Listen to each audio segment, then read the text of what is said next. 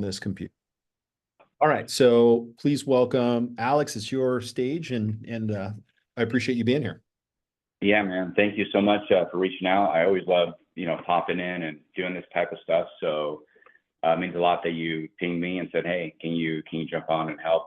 So I'm gonna take a turn or a twist and take us down a journey that's a little bit different than what we're always used to hearing from speakers that get on these type of calls and giving you tactics and strategies around business. But I'm going to give you something that I think will put things in perspective and also help you become better in business, no matter what you're doing. So can I share this? Can I take the screen share? I can do all that. Here you go. Cool? Go ahead. Clear to go. Get the deck up here. And all right, before I do that, let me go into presenting mode. Cool. All right, guys. So I'm going to talk a little bit about the power of the family meeting, and there'll be some time at the end for questions. One of the companies we're launching or rebranding, it's not launch, it's a rebrand, the Strategy Ninjas, my wife and I. You can go to the site, it's being built.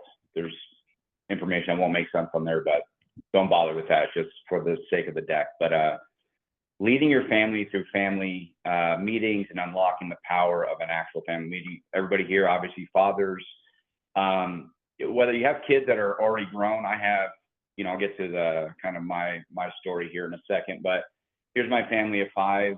We are blended. My wife and I have been married 11 years now, and we have, our oldest is, from my previous marriage, should be 23 this year. My son's 20. My stepdaughter, I've raised her since she was 4. She's 18 now. And then Lisa and I, my wife, we have our 2 little ones. Lillian, which is with her right there, she's now 10, and we have our little guy there, he's 8 now. So this picture was about a year and a half ago. It's a little bit older. But why family meetings and why focus on the family? And we all, I think, have, we all prioritize our families. But I think that there's this disconnect when it comes to business and family that I think I've been able to identify what that is and helping families and especially men and fathers become more intentional. So in 2013, at the age of 32, I'll be 44 this year, I had a heart attack. And thankfully, I'd been married to my wife 6 months at the time. I went for a run, came home, I was in the shower, and all of a sudden I started getting this weird pain on my left side, and it was coming and going. So I was kind of just waiting it out, like most of us will do, right? We're always, waiting it out, going to see if it goes away, and it didn't. And Lisa was like, "Hey, I think we need to get to the hospital." And I was reluctant, but I went and I had my left artery descending, the LAD, which is the widowmaker, 95% clogged. And so I was pretty close. And that's the one that if at 100%, it's, those are the people that croak and die, and it's done.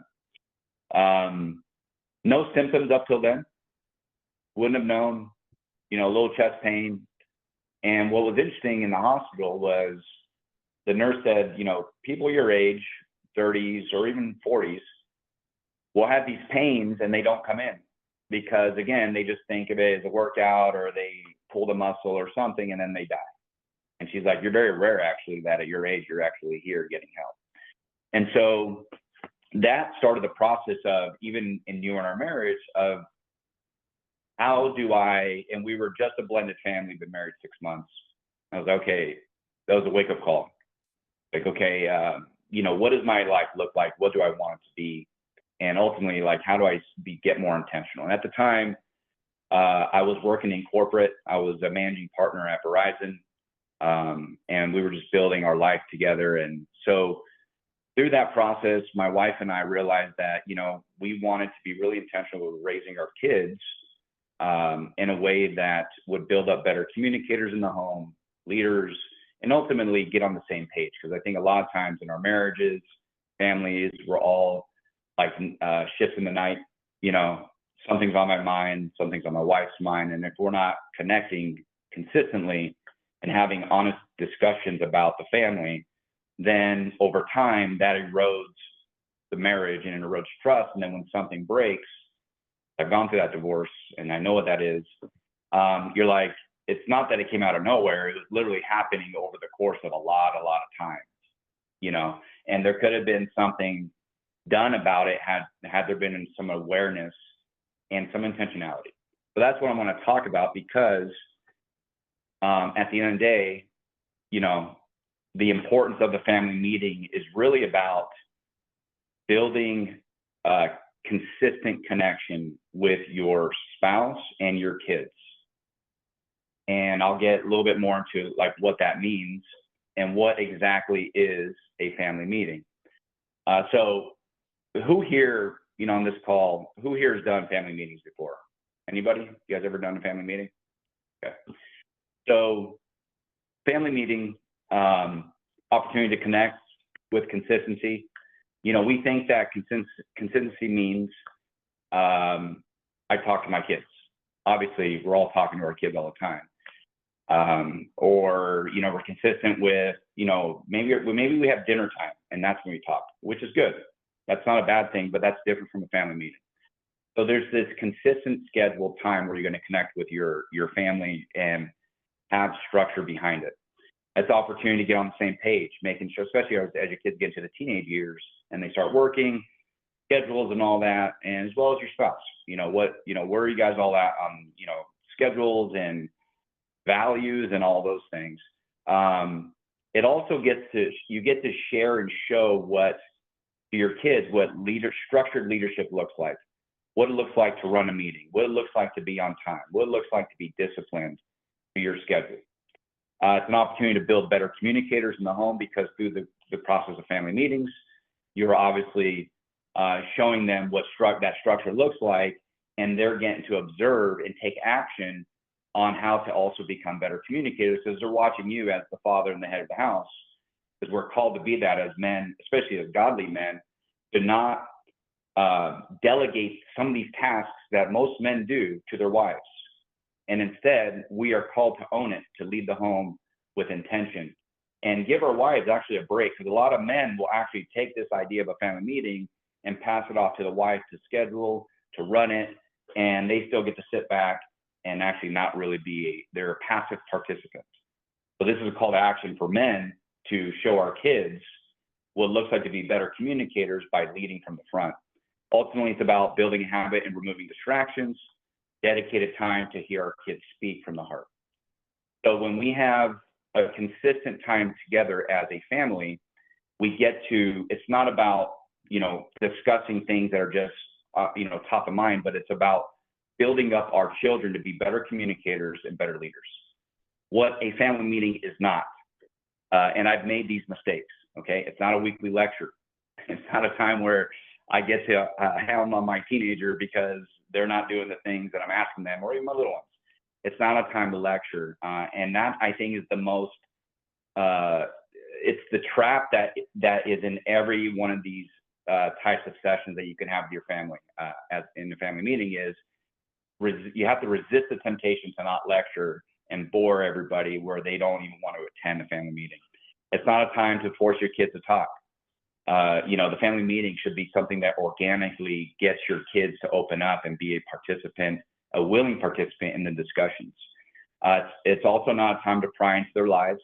You know, there are strategies and tactics you can leverage to kind of get a little bit more out, and I'll talk a little bit about that here in a moment. But it's not a time for that. It's not something you're going to wait like, okay, on Monday night, I'm going to make sure to pry into their lives because I haven't been able to do that over the course of the week. So I'm going to take my time on this family meeting.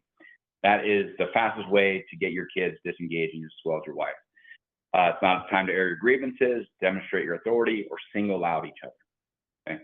This is a time to connect, time to be intentional. It's time to lead.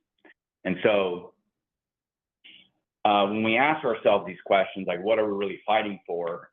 Any of us here that have gone through a divorce, anybody else here have gone through a divorce? I know Dan, unfortunately, is going through it too right now. So we're all in this boat, and we could probably look back and say, where did I fail? Like, what the heck did I do wrong? What was the thing that, and the hope is that you go through one. I went through mine pretty early. You know, I was married 10 years prior to that. I was raising 5 kids at the age of 23 in another blended family. Everybody thought I was nuts, and I was.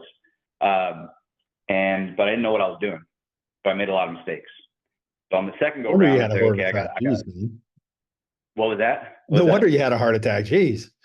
Bro, yeah, no kidding, dude. Like, I mean, dude, that's for another day. I mean, I will take you down that journey, and it's wild. But anyhow, but what we're really fighting for, in what I believe, especially in today's society, is that we're fighting for our kids' attention. We're fighting for their hearts.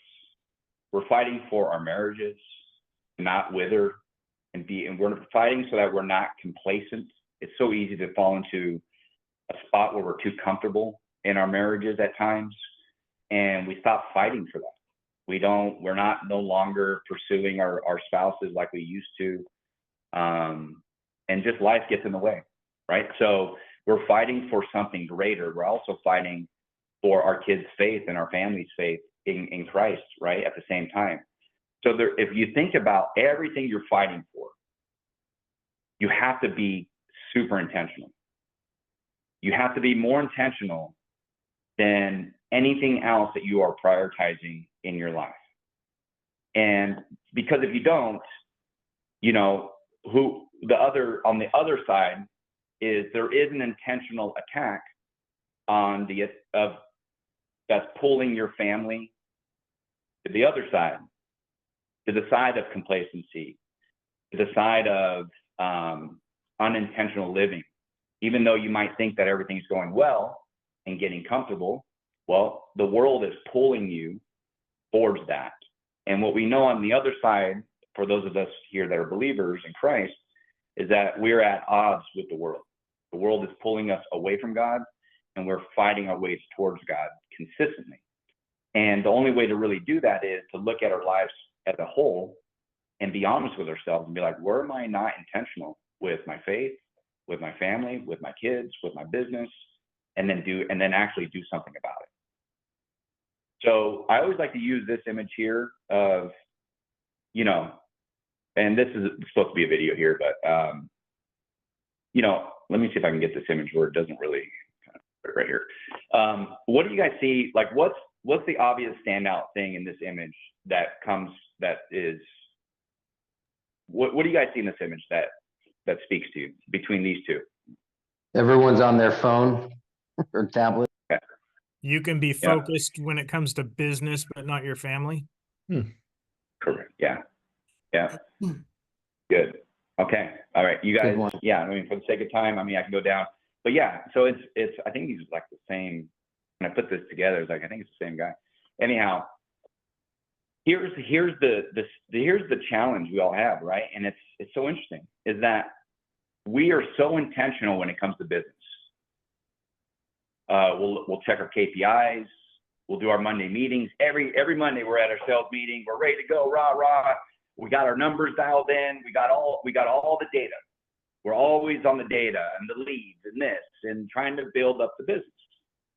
Then we come home and we shut down.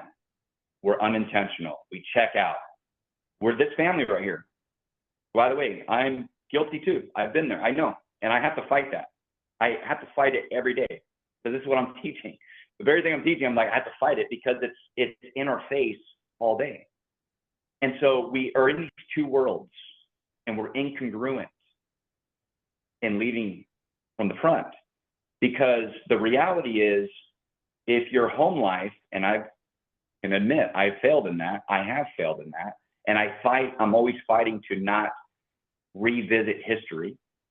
But if you're doing well in business, but your family life is complacent, you're failing, period.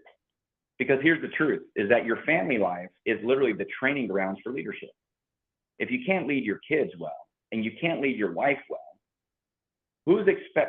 how do you expect that you're going to go into business and be a great leader when the very training ground that you walk into it and wake up to every morning is you're passively not understanding that that is what has been given to you to really nurture and cultivate and become a greater leader in, so that you can then take that same, I think, approach to leadership and then use it in business, because they both intertwine. And so the idea of family meetings is, how do we now converge the two worlds of business and personal and bring those together so that we can be more intentional and become better, effective leaders. And by the way, when we see the fruits of our kids and our marriages start to thrive, in my history, when I see my marriage thriving and my family thriving, even when business is down, the morale to keep pushing and fighting is at another level. I can push through the hard times in business because my family life is stable.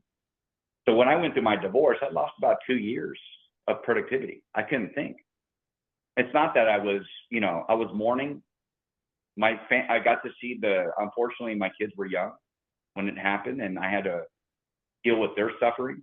I had to unwind all of the emotions with my ex-wife and all that crap that goes along with divorce. So I lost about 2 years. Some people lose more, and some people move on faster. So it's all dependent on the situation, but you're losing valuable time. And the older we're getting, we can't afford that. We actually have to be super intentional so that we can stay focused on what's at hand to build a successful business. So that's where the paradigm shift comes in, is like, how do we make sure that we are looking at the world of business in a way that reflects how our family life is currently being structured and led. And if you're honest with yourself, you say, okay, if on a scale from 1 to 10, my family life is a 5, but my business is a 9 or 8, well, that's totally opposite of how it should be. Whereas when you look at the way that you lead your family and then how that translates to the way you lead your business, and again, being honest and saying, okay, if I can better my family life, because here's the reality, is that any of us that have been married long enough, when we have a good woman by our side, when we have our wives by our side 100% in, we can take on the world, literally take on the world. There's nothing that can stop us. And knowing that when you're nurturing and cultivating the family life and your kids are doing well and they're thriving, there's literally nothing that can pull you away from being also successful in business. You have clarity and peace. And I think that that's another place that we need to also remember, that we can never actually, nobody can ever steal our peace and our joy as believers in Christ and all that. And the reality is that we can only forfeit. And so when we come home and we're frustrated, or we're in a bad mood, or whatever the case is, but we go into work and we put our happy face on and we're all in, and there's incongruency in the way that we act and lead, we're actually, when we go home, we're now the very peace that you might have had in business, even though times are tough, but you have clarity and peace of mind of knowing what you need to do, and you go home and you don't feel that, you've now forfeited that. So there is a place and time where you got to realize that transition from home to life and life, work to home and home to work, is asking yourself, how congruent am I in those two worlds? How am I leading? And ultimately, how much peace do I have in both of these worlds right now?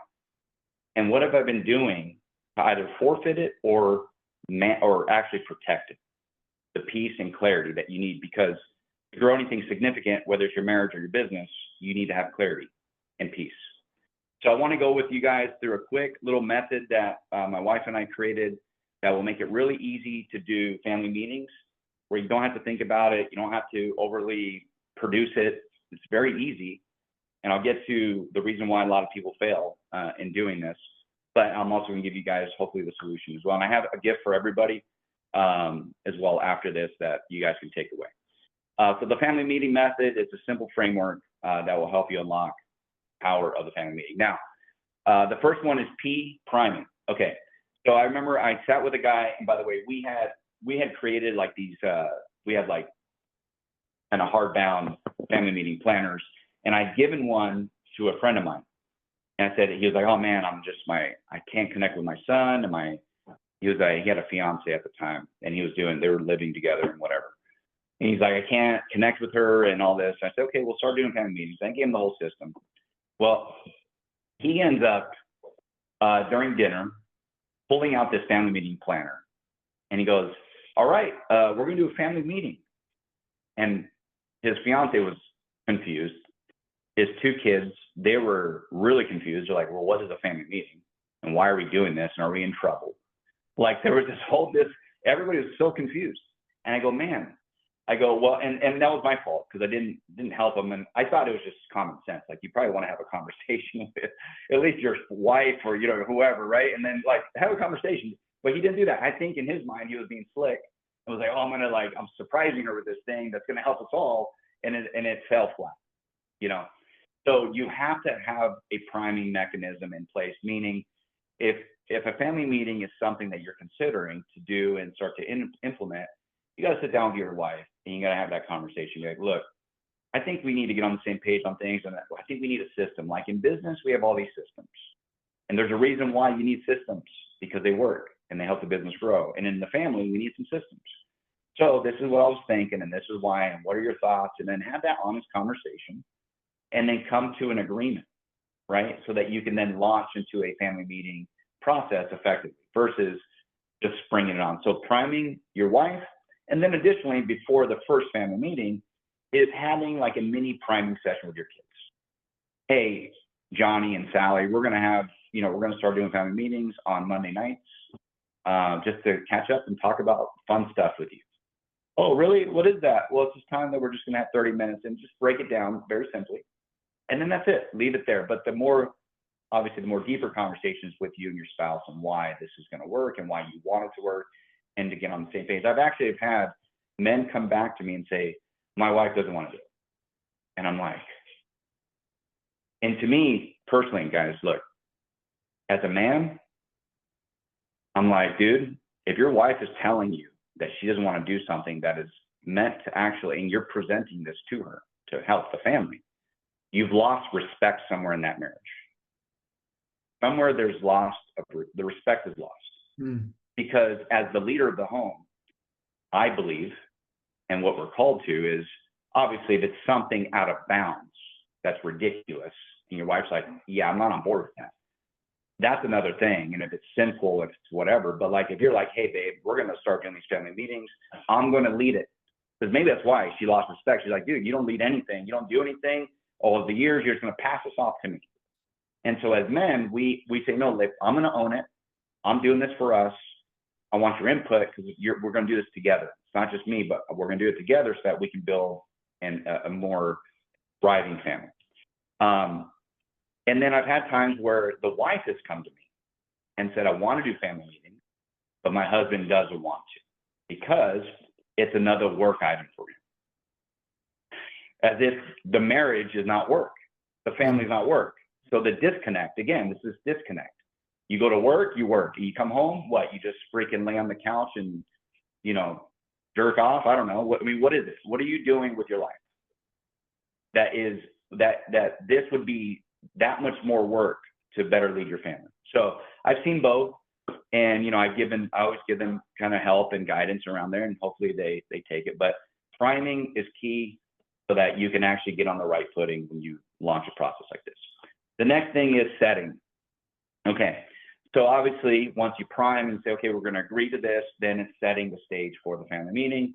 It's now you're going to set the calendar date, what are the topics that you guys are always kind of maybe missing the boat on, schedules, doors for the kids, frustrations of things that are going to be open in a productive conversation. Right? And so you want to set everything in a way that can become like a concrete meeting, right? A lot of times the challenge is that people will set the stage, the day, the time, they'll work on the agenda of things, and they have a general idea of what they want to talk about consistently over the weeks. But the moment something comes up, they cancel. And any of us that know have led teams or led meetings, you cancel one. Maybe it's okay. You get back on the same, the next week. You cancel two, before you know it, there's no more meetings. It's done. Like, it's over. There's no more consistency, and it just falls to the wayside, and then you're not doing family meetings anymore. So you set the stage, you align with your wife what works for your schedules. And the goal here is that you either do these on Sundays or Mondays, because we work in weeks, obviously, right? So you want to make sure that, on the Sunday, you're kind of talking about the things that are coming up to the week. You don't want to extend it beyond Monday. So Sunday or Monday are usually the most optimal days to do a family meeting. If it's in the middle of the week, it's a very weird meeting, because it's this weird transition of how we operate as just society. We work in weeks, and we operate in weeks. Monday to Sunday. And then executing. So this is, the part where once you launch, everybody's on the same page. Now you're going to define, kind of how you want to make sure that you're going to develop leaders in the home. So, and I say this, when I say leaders and communicators, you might be wondering, well, what does that mean? So my little ones, the ones that are 8 and 10 now, they've been doing family meetings with us since our 10-year-old was, I think, 2.5, and we would have all the other kids obviously at the table. And then the little one, when he was born, he was just a baby. So if you think about all those years of just watching consistency and being at a table, watching their dad and mom talking about things and laughing and crying and praying over the kids, they're seeing this over and over and over. We're actually going around the table doing the same thing like Dan did today of give us your update. So now they're giving us their update for school and all this. So year over year, they're understanding a structure of things and how to communicate and how to actually ask questions. And we ask thought-provoking questions during these meetings so that we can actually hear exactly what's on their hearts. To the point now where my 10-year-old can run an effective meeting at 10 years old with command. My 8-year-old can run an effective meeting today with command, knows how to command a table, knows how to command a meeting and get everybody listening and how to structure it. So that wasn't by accident. That's because we together as a family groomed them to lift them up as leaders and communicators in the home. And so we're doing our small part, right, as parents, to fight all of the temptation of being disorganized and having just this one simple little hour, maybe 30 minutes a week, to build better communicators and leaders in the home. And then through this simple process. The next piece is then accountability. So as your kids get older, and even us, making sure that when you're doing your family meetings, there's calls to actions and there's things that you're holding the family accountable to. So if your kids, we had one time where one of our teenagers was looking for work. And so, but wasn't really doing a lot of looking, right? One application, everyone dude, bro, you're not going to get a job just submitting one online application. You got to get out there and go talk to some people. And so we put some goals in place. All right, you got to go do 10 applications, but I want you now going to the mall and just walk around, get dressed and have pen and pad, old school. And guess what? He's and go and actively fill out, even if they told you to do it online, just go there and show your face and then do it and then follow the process they want you to. So he does that and he ends up getting a job at Nike, and it was a simple process and we held him accountable to it with some goals behind it. And so having some accountability, it can even be chores, hey, chores are not getting done. Or even for us, for myself or my wife, if we have things that are owed to the family, we hold ourselves accountable for that week, especially if it needs to happen within the week. So you execute, then you consistently build on top of that week over week, whatever that accountability is towards the goals that you have for your family and for yourselves. And the last thing I'll say around priming, setting, and executing is the one thing that always crushes family meetings is consistency, like anything else. This is the place where, as fathers and as men, we get to show up and show our kids what discipline looks like. we get to show up and show them like what a simple, if I can hold consistency to a simple 30-minute meeting and they can show up every time, even when, guess what, you're not always going to want to do these. Your wife isn't going to always want to. Your kids definitely are not always going to want to, but you want to show up in a way that's consistent so they understand the power of consistency over time, and then they get to grow into that. The moment you break away from consistency and start canceling meetings, it just all falls to the wayside. My suggestion is anytime you schedule a Sunday or Monday family meeting, and you do have to cancel, let's say for whatever reason, life comes up, you want to, it's not gets canceled to the next week. You want to at least push it to like Tuesday, and then you still got to get it done. We've had family meetings where it's funny, like in full transparency, it was a Monday, we'd go out to dinner and I forgot. And I had my 8-year-old, reminding me like, hey, we got a family meeting. He's like, let's just do it really quick here. And we just did like an easy check-in. That was it. It was nothing like big, no big conversations, but it kept the consistency. And he actually called us out because he's been seeing it. He's like, hey, we got to do a family. Oh yeah. He's like, all right, check-in. And he goes, what's your check-in, Dad? And then he goes around, he goes to all of us and we give our check-in. We talked about schedules and we ate our food and we're done. And so I'm also a big proponent of, you want to make sure this is separate from dinner, because the dinner conversations are more, that's an organic time to talk about. You're not on an agenda. You're just trying to, hey, how's your day going? And laughing and having a good time. Dinner conversations should not be a structured thing. This is a very different, but worst case scenario happens where we got to get it in. Oh, we could do it quickly through dinner and then we move on, but don't let that be something that, becomes the norm. So I'll pause there. Any questions around family meetings and why they're important or why you might think they're not, which is fair too. I've had a lot of those conversations. No, I like, I love this concept. I wish I had the family together to do it. I know Ray and I are kind of we're launching. But I think there's something to be said too about a business meeting with your spouse, just, Yes. hey, let's identify a time that this is our household business, not our, I know Ray's in business with his wife, so there's that, but like just set aside and keep the spots where you can, kind of have a little bit more of a intentional approach. So yeah, I think it's great. I know, Tim, you got kids going all over the place. Same with you, Jeremiah. I'm not sure if you guys have any questions. Well, I hate your presentation completely. No. So the funny thing is I just married off my daughter a month ago, and the in-laws on that side do this. And she's come home and talked about it, and I'm like, man, I'm a sucky dad. Like, I don't do this. So, you're reinforcing I need to do it, even though, yeah, it's not too late. It's not too late. My second turned 18 today, and I was just like, we still got to do it. Cool. Still got to do it. I will say, I'm sorry. I was going to say I Go was ahead. going to say the teenager meetings are really great, man. I actually love those. I'll give you one. So I remember one time when we left Bellevue, Washington in 2020, when it was all crazy and stuff. And we came down to Arizona, and my son was at Bellevue High and he was playing basketball there. And so he stayed behind, and that was a really hard decision with his mom. And I would fly out, and I was almost out there every week just to let him know, like, hey, we didn't just like leave. I'm here for you. And I was out there every week, staying in hotels. He'd stay with me. So he finally moved out to Arizona when high school was done. But the whole transition really, it was collateral. He was the collateral damage, unfortunately, that we had. I remember we have a family meeting, and we're asking for updates and stuff, and he's kind of quiet. And we're like, what's going on, man? And he just breaks down. And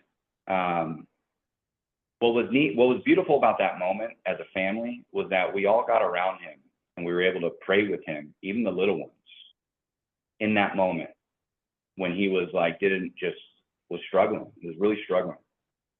And I don't know, outside of me, maybe in a car ride with him, if we would have ever had that moment, or if he would have just pushed forward and not given us that opportunity to really bless him and love on him in a way that was going to impact him in a positive way. And so, your teenagers, don't think it's too late. It's actually a good it's a good moment because they're going through a lot of change, and like having just a moment to like chill and like just kind of discuss things like that. You'd be surprised on where those conversations can go and how enriching they are for the family. Well, I'm going to say this too. Last weekend, I had a conversation with my mother, and it was a family meeting style, but it was, her father passed away 2 years ago, and they're in litigation over her estate. And so I said, "Hey, Mom, I want to bring this out. Let's talk. You're great right now. You're doing fine, but 5, 10, 15 years down the road. So let's talk." And she remarried somebody there, and so I talked with him too as well. And so I think that theming wise, leadership means having hard conversations, and it's easier to have those hard conversations if you're consistent about it. The trust bank is there if you're doing it. So even if you can kind of step into a little bit of a, hey, I want to have a family meeting, and let me explain, like just start walking towards it. I think, Alex, you have kind of a gift for anybody that's interested. Yeah. Yes. So let me. All right. So I'll send this to Dan. I'll let him distribute it. But we have like a hardbound one, but you can go to familymeetingplanner.com if you actually want to get like a hardbound. It's $20, $24. But everybody will get. We also created a digital version of it, so you can at least have structure, and there's instructions on how to do it, and there's all these tips and all that, all the tricks and all to how to do a family meeting. I'm also big on family core values. I know we didn't talk about that today, but I have a whole presentation around that as well. But if you go to familycorevalues.com, there's a free exercise for everybody. So you want to just like launch, if you've never defined your family core values, it's a good exercise to do it with your family, which is really helpful. So I'll get this to Dan, the family meeting planner, so you guys can all have it. And then hopefully that's helpful for you all. There's a lot of good stuff in there to run these meetings. And then, if you want to just follow me on Instagram, I'm at Alex Mont-Ros, TikTok or Facebook. Feel free to give me a follow as well. Yeah. Yeah. I just think that, my passion for this group is not just about real estate, but it's about the complete package, as being a father, as a leader in the family, in our community, and then having the healthy businesses. Let's pray for some deals for everybody, like getting deep in that, because things just kind of, there's some craziness in this world today, and his people need to be prosperous. So I believe he will bless us in that way and what we need. Thank you, Alex. I appreciate it. It's 1 o'clock. I want to give you guys back your time here, get you back off into your weekends, and invite somebody next week. Let's get back into, I'm so appreciative of everybody that's here. So it's always a good conversation, no matter who's here. And I want to bless as many more men as we can. So let's see what we can do. Thanks, guys. Thank you, Alex. Thanks, guys. Thank you all. Appreciate it. Thanks, Alex. Thanks, Thank you, Dan. Thank you, Alex. Bye.